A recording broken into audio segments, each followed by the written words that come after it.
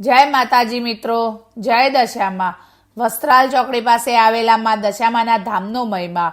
અમદાવાદની વસ્ત્રાલ ચોકડી પાસે મેટ્રો સ્ટેશનની બાજુમાં આવેલું માં દશામાનું આ પવિત્ર ધામ આજે હજારો લાખો શ્રદ્ધાળુઓની આસ્થાઓનું સ્થાન બની ગયું છે। પરંતુ જો તમે જાણો છો કે જ્યાં આજે માતાજીનું ભવ્ય ધામ જોવા મળે છે ત્યાં એક સમય માત્ર પડતર જમીન અને તળાવ વિસ્તાર હતો। તો ચાલો આજે જાણીએ માં દશામાના ધામની આસ્થાભરી કહાની। એક સમય હતો જ્યારે વસ્ત્રાલ ચોકડીની આસપાસ વિસ્તાર આજનો જેટલો વિકસિત ન હતો। અહીં વસ્ત્રાલ તળાવ અને તેની આસપાસની પડતર જમીન હતી।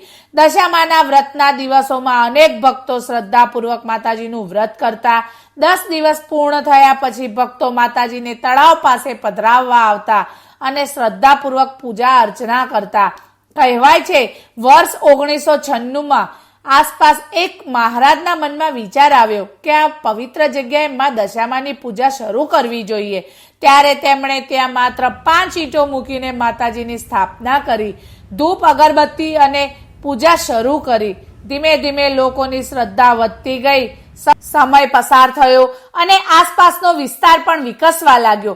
આગળ જતા આ સ્થળની બાજુમાં મોટું મેટ્રો સ્ટેશન પણ બની ગયું, પરંતુ માતાજી પ્રત્યેની ભક્તિમાં કોઈ ઘટાડો થયો નહીં।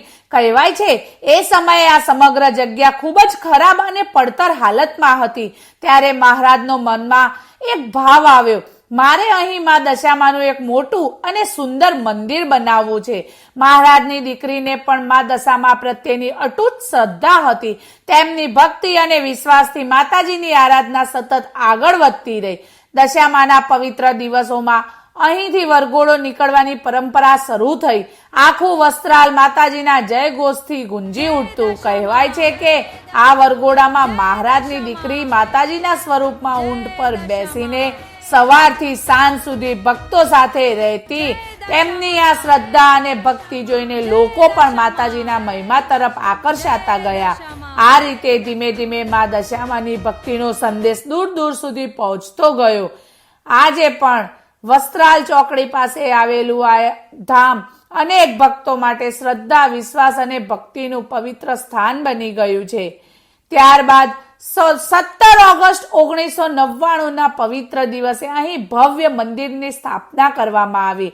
મંદિરની સ્થાપના બાદ તે જ દિવસે મંદિરની બાજુમાં રામદેવ પીર ભગવાનની મૂર્તિ પણ સ્થાપિત કરવામાં આવી। સાથે સાથે અંબાજી માતાની અને હનુમાન દાદાની મૂર્તિ પણ અહીં લાવવામાં આવી।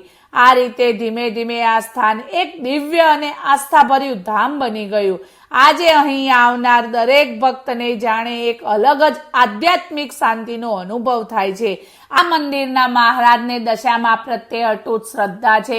એવી લોક આસ્થા છે કે સાંજની આરતીના સમય બાદ જો કોઈ બાળક ખૂબ રડતું હોય, અસ્વસ્થ હોય કે કોઈ કારણસર પરેશાન હોય તો માતાજીની પ્રાર્થના કરીને તેની ઉજવણી મહારાજ નાખે છે।